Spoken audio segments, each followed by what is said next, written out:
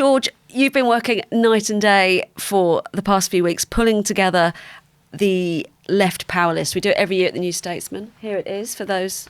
Beautiful cover for those watching on YouTube. We're going to get to that in just a minute, but before we do, and we'll talk through some of the entries, which I think shed a really interesting light on where the real influence lies at the moment on the left. But before we do that, let's, Freddie, take a quick run through of what's been going on in the election campaigns today. Bit quieter than normal. It is. That's because we've got the D-Day commemorations. So the Prime Minister, I think Keir Starmer is also there, the Foreign Secretary, and David Lammy, I believe, are over in Normandy. Joe Biden's there, Macron's there. So it's a huge international event. There'll be some diplomacy, I think. Rishi Sunak's actually coming back this afternoon. So it's a pause in the campaign. So it's slightly slower today, slightly less political, and I'm sure they'll get back to it very soon. Well, and we talked about it at length yesterday with Ben, so we're not going to touch on it today, but the tax row, the £2,000 allegation, if you like, from the Tory party that this is how much taxes would go up for your average working family household. It's obviously been pretty much rubbished, actually. There's a lot of cold water poured onto it, but it's rumbling on, isn't it? Yes, so the Office for Statistics Regulation is going to be looking into it, and we'll have some pieces on the website later today analysing that. Donations are around a bit today. It's emerged, hasn't it, that the Conservative Party have taken more money from Frank Hester after it came to light that he'd made these rather, racist comments about Diane Abbott. £5 million in total from the first quarter of 2024, £150,000, I think, after those comments came to light. It's not playing down well, is it? No, but we've had some reporting suggesting that the Conservatives are really struggling with donations during this campaign. They've sent out quite a few emails requesting money, and it doesn't seem as if their inauspicious start to their campaigns helped them in any way. So they've taken the money from Hester, even though it will be so controversial. But I think the biggest story this week has almost been Vaughan Gething, the Welsh First Minister. He's faced a vote of confidence in the Senate, and this is over another donation story. He received a £2,000 donation for his £200,000, sure. £200,000, you are right, otherwise it wouldn't be that controversial, from this environmental businessman called David Neil during his leadership contest. And that was back in December and January, and this has been overshadowing his time since he came in as First Minister in March, and he's not been able to escape it. There have been lots of criticisms. He's not apologised. He's not handed back the money. There was some money left over, which would normally go to the Labour Party HQ. Labour said they don't want it. He eventually donated it to progressive causes. So he's not been able to draw a line under it at all. And then we had this vote of confidence, which was quite remarkable, in the Senate yesterday. I watched the debate before the vote. It was fascinating. Essentially, you had a unification of the opposition, Plaid Cymru, who we got to remember left their cooperation agreement with Labour because Labour don't have an outright majority in the Senate to support this vote of no confidence. The Lib Dems did it, the Conservatives did it, and Vaughan Gething stood up. He remained defiant, I think, didn't apologise. He started crying at one point. He said the criticism is all racism, and he pushes on. He lost that vote, and he's still not going to leave. So it's fascinating. It's a huge story. It is. There's some quite extraordinary details in it as well, which I have to say I only know because of your excellent Morning Call piece this morning. But he lost in part because two of his own members of his own party didn't turn up to vote. Apparently they were ill. Now, generally speaking, you'd have to be dying, wouldn't you, in Westminster? But in the 70s, when you had the Callaghan government on a knife edge, I mean, this is documented in James Graham's play, This House. No, you had Labour MPs literally on their deathbeds sort of wheeled in to vote. So the idea that there were two people who couldn't make I mean, it tells you he became leader by a very narrow margin. Yeah. So he inherited a divided party. Those divisions have intensified. Yeah, and he didn't win the majority of the Senate members, the Labour members. Jeremy Miles did. But also it just shows a real lack of judgment, doesn't it? Because my understanding is from you, Freddie, that in fact a senior figure in the Labour Party offered to loan Vaughan Gething that amount so that he could give it back, if you like. That's been reported. Yeah, and he chose not to do that either. I mean, it's bizarre. It is bizarre that he's not apologised. He's not controlled the narrative in any way. It's overshadowed him. And now we're in a general election campaign. I think Labour HQ will be extremely annoyed that it's got so out of hand. They won't want him to go now because it would be an even bigger distraction. But I think after the election's done, there'll be huge questions. How can he go on if you can't even get his own MSs to come and vote for him? And there's also a constitutional question here. He's basically dismissed it because technically it wasn't a vote of confidence in the government, it was a vote of confidence in him as First Minister. But the Senate still appoints the First Minister. You still need to be able to have the confidence of the Senate to operate as a First Minister properly. So I think there are some constitutional questions, and the way that he's spoken about it, just dismissing it as a gimmick, saying the Tories have no integrity, saying that he's done nothing wrong, doesn't show that much respect for the Welsh parliamentary system. Yeah. I mean, George, just to wrap up on this, Wales is pretty much, it's kind of manna from heaven for the Tories, isn't it? They're struggling massively in this campaign on all kinds of issues, but here they are able to point to, well, look what happens in Wales. They're chaotic, but also look at the state of the NHS. This is what's going to happen if you elect a Labour government. Do you think this is going to cut through, or frankly, does the rest of the country not care enough about Wales? Yes, I mean the rest of the country definitely doesn't care enough about Wales. I think we've covered Wales well over the years, but no, it doesn't get the same attention that Scotland does because the SNP are the third party at Westminster. You've had this existential struggle over the future of the union. Welsh politics just hasn't reached those heights of intensity. So I don't think the Tories will see much opportunity in it, but it is for the reasons Freddie says. It is definitely inconvenient for Labour. Take us through the power list, George, because, I mean, before we go on to the runners and riders and who's up, who's down, I mean, Vaughan Gething is on it, isn't he? I mean, dare I say, events are moving so fast at the moment. Is there a sense of next year? Yeah. But as the entry obviously written before the vote, but we knew the vote was coming, notes that he's significantly lower than his predecessor, Mark Drakeford, who was number 28. I think he's 42.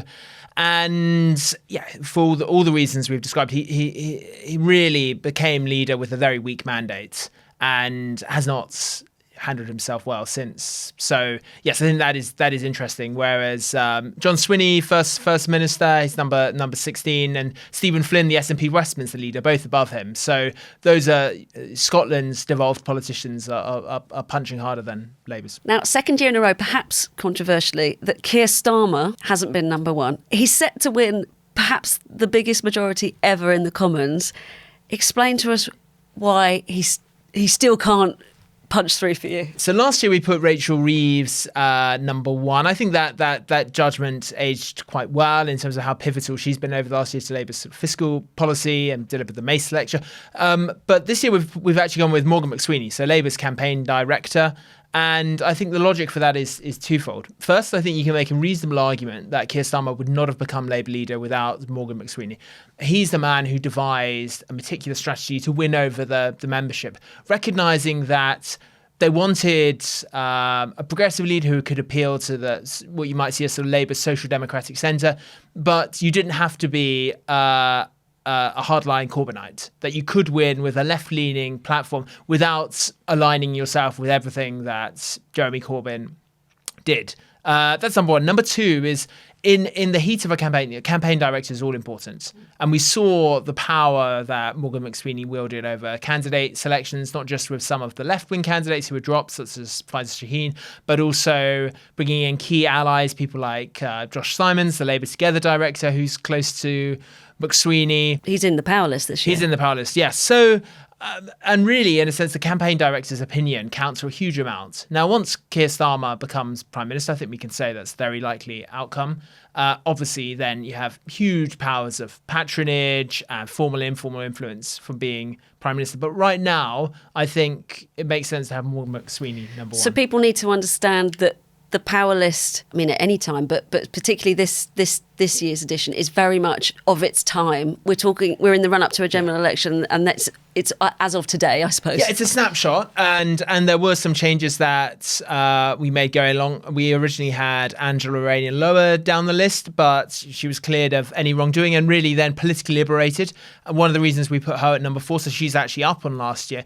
The intervention she made over Diane Abbott. She departed from what was the Labour line at the time, saying that basically she saw no reason Diane Abbott couldn't run. Starmer's line was that a decision hadn't been made. I think that did help influence the eventual Labour U-turn. But it is a snapshot. But it's also looking ahead to who will be the players inside government. So obviously you have Sue Gray high up on the list as future number 10 chief of staff. We've looked at shadow cabinet members who'd be particularly pivotal. David Lammy is now number 6, significantly up, I think 27 places since last year, because of how pivotal foreign policy is at the moment. It's extraordinary that you're able to reel off and remember everybody's numbers. David Lammy is out in the style of Smashing Nicely, almost our top mover, isn't he? He's 27 places, quite significant. That's a reflection also of the world we're living in, sadly, isn't it, with all the global conflict that he's going to have to inherit. David Lammy's profile's risen dramatically over the last year. He's made a lot of big speeches, key interventions around his doctrine of progressive realism. He's had a new political advisor, Ben Judah, who also makes the list. He's travelled extensively in the US, meeting senior Democrats and Republicans, forged close connections with the Macron administration in France. So for all of those reasons, he's a key power player. You've mentioned Angela Rayner as well. Stephen Flynn, who you've just interviewed, Freddie, that'll be written up and for our readers to take a look at in the next few days. Carla Denyer also on there, and those three are going to be taking part in tomorrow's 7-way leadership debate on the BBC. Is it going to be chaos? I mean... Well, I think the big question is can Farage emerge as the winner? Yeah. You have those snap polls. Now, Farage's entrance into the campaign has already shaken it up. It's added elements of unpredictability. He will be looking for a win. Not just to terrify the Tories, but also to discomfort Labour somewhat. That's why I actually think it's an advantage for Labour that they have Angela Rayner, because she is her own political character. She's got her own mandate as deputy leader. She's not afraid to depart from the script, and she's got a populist touch. People will refer to her by her first name. All of that means that Farage won't be able to just cast her as another establishment politician. Voters admire Angela Rayner, someone from a council estate, single mother who is now shadow deputy prime minister. He can't just cast her as another sort of public school Oxbridge suit, which is his traditional style, is to say they're all the same. Can you talk us through the rationale behind co-leader of the Greens, Carla Denyer, being on the list? Yes, so she's number 50. And I went to Bristol Central, the seat where she's standing, back in March, I think. And the reason I went there is the polls had shown that the Greens were projected to take that seat. It's currently held by Shadow Culture Secretary Thangham Debonair. And I always think it's interesting when you get a seat that the winning party loses. It's almost like a canary in a coal mine. It's an early indicator. And since then, the Greens then went on to win every ward in that seat in the local elections. They've gone up in some of the national polls. And people are speculating, could they become an insurgent force under a Labour government that might alienate some left-wing voters? So for all of those reasons, I think having her on the list is a sort of gesture towards the Greens' potential impact in the next Parliament. She might be their only MP. It's possible they'll lose Brighton Pavilion. That's a very close contest. Yeah, it'd be a huge moment, because Thangham Debonair is a key part of Starmer's project. It will remind me of, just to link to your point, George, it will remind me of when Corbyn won Putney. They were losing everywhere, but for some reason they did very well in Putney, and it just signalled where his base was, who the type of people he was appealing to were, and I think you might see something similar there. A couple of perhaps surprising new entrants. Freddie, you might want to take this one. George Galloway. And Rula Califf, the editor of the FT. Yeah. George Galloway first. Is he going to be influential going forward? What do we think his chances are of retaining the seat? It's going to be really tough for him to retain the seat, but it was a huge moment when he won Rochdale. It signalled this latent but growing opposition to Labour from the pro-Palestinian left. He captured that. He took it into Parliament. It was a democratic expression. And that, as we were just sort of discussing with the Greens, I think is something really important to pick up on. We've discussed it on the podcast before, but it is a latent and growing opposition to Labour. And once, or if they get in, the oppositional forces will become much more prominent, much more important, because they will no longer just be the opposition, the insurgent force. They'll be the government. So I think picking up on that was really important. On the FT's been fascinating because it's obviously a very liberal capitalist newspaper, and that's their priority. But it is interesting how their columns and their economics has shifted over the years. You can see that with some of their more critical pieces on austerity. I think they recognise that the era of unfettered globalisation is over. So, it's a nod that you got to remember that some people definitely define the left to include the liberal centre. Whatever their views on capitalism or what might have you, it's changed with the times, and that's worth acknowledging. George, one of the things that stands out, and our colleague Finn has written about it today, is the notable lack of cultural figures in this top 50. I mean, we're not looking at 97, are we, where both Blur and Oasis backed New Labour. I mean, our biggest faller is Gary Lineker, down 26 places. Yeah. He's still on there, though. He's still on there, but what's going on? On the first point, I think it's partly because culture has become more fragmented in the era of social media, and there aren't these same maybe totemic bands who really define the national character in the same way. I also think it's because the Starmer project has been one based on sort of hard-headed electoral realism. It's not the product of a particular sort of cultural or intellectual moment. But on Gary Lineker, so he was number 6 last year, and that was because it was a real flashpoint between him and the BBC at the time, and I think the BBC had just backed down over his suspension from Match of the Day for comparing the government's rhetoric on immigration to that of Nazi Germany. And at the time, it felt like he wielded a lot of political power. If you're one person and you can force the big public broadcasters to U-turn, that's power. And a lot of people looked to him as a sort of icon of liberalism and generosity towards refugees. It's interesting, isn't it, how those sort of, you could call them liberal centrist dads on Twitter have fallen, because I think they did have this sort of peak power post 2020, 21, 22, and I think that's not the case as much anymore. I think it's partly because Twitter's algorithms completely changed. They don't have the same hegemony and the on BBC it. rewrote its social media guidelines as well. So, I mean, I'm sure that's played a part. He's been less polemical, although he has spoken out over Gaza, and that's partly why he's still on the list. He's got a massive platform. Yeah. And he's one of those figures who reaches people who wouldn't normally follow politics. Yeah. I'm sure there are people who their opinions on the war in Gaza may have been very heavily influenced by someone like him because he's seen as a national treasure, trusted, and he has a reach into non-political spaces. So if you had to sum up the flavour of the list and what's influenced your decisions, how would you do it? Well, it is really shaped by the likelihood of a Labour government. So I think in the top 30, I think 15 are shadow cabinet members or senior aides. And it's to really have power, you have to be close to Labour, with some exceptions. So we've spoken about Galloway. Jeremy Corbyn has fallen, but still makes the list because he has got his own following, his own base, and he may well win in Islington North. If he wins in Islington North, he becomes a sort of rare pole of left opposition to Labour. But it's shaped by the reality that Labour will likely be in power with a big majority. So someone like Pat McFadden, I think we describe him on the list as the most powerful Labour politician most people haven't heard of. He's National Campaign Coordinator at the moment, big role in the election, both on broadcast and behind the scenes in government, who'd likely become part of what they're calling the Quad, which is Keir Starmer, Rachel Reeves, Angela Rayner, and Pat McFadden. He would act as Starmer's enforcer across Whitehall, ensuring that his political priorities are achieved. So that's a big role, and it will be a big moment for the country. I don't think just in terms of change at Westminster, but also the wider ecosystem. So the kind of think tanks that are influential. We have quite a few think tank heads on the list because of the Conservative government. Think tanks such as Policy Exchange, the Thatcherite Centre for Policy Studies, Institute of Economic Affairs have been very influential, and you have seen ideas from them taken straight into parties' manifestos. Under Labour, you'd have different sources of ideas. So we have Caris Roberts, Director of IPPR, on the list.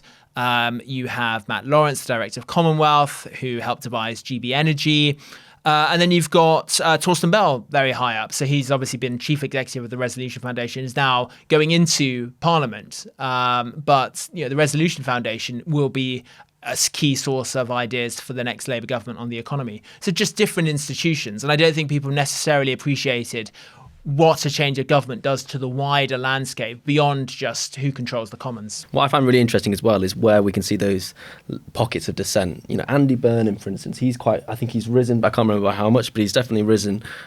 He's already come out quite a few times against Keir Starmer, and we've seen them coalesce and come together and be a bit more united and in the run-up to the election. But I think it's going to be a completely different arena once we get post the election, and someone like Andy Burnham and also the SNP potentially in Scotland and elsewhere, and Galloway, as we said, they are going to be these pockets of dissent, which would be interesting to see. I don't want to end today without just talking very briefly about social care again. And I need to make an apology because Freddie, you, myself and Andrew were talking a little bit about social care, and I said that the two main parties hadn't mentioned it. It's been pointed out to me, of course, that free personal care is available in Scotland for those aged over 65. So we should have made that clear that we were talking about England.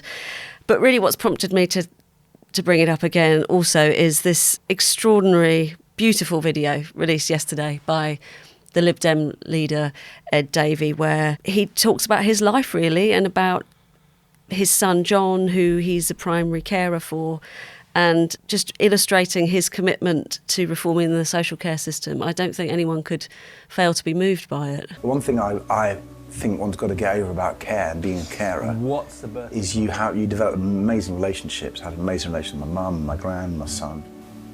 Really special. As I've got older and had all these caring responsibilities, seen life through the eyes of my son, could not be more passionate and determined to sort out caring in this country. Yeah, completely. I mean, Ed Davey, looking at the current polls, could be a really significant figure in 2 years' time. I was speaking to someone this week and we were just talking and thinking about the benefits of being the third party in Parliament.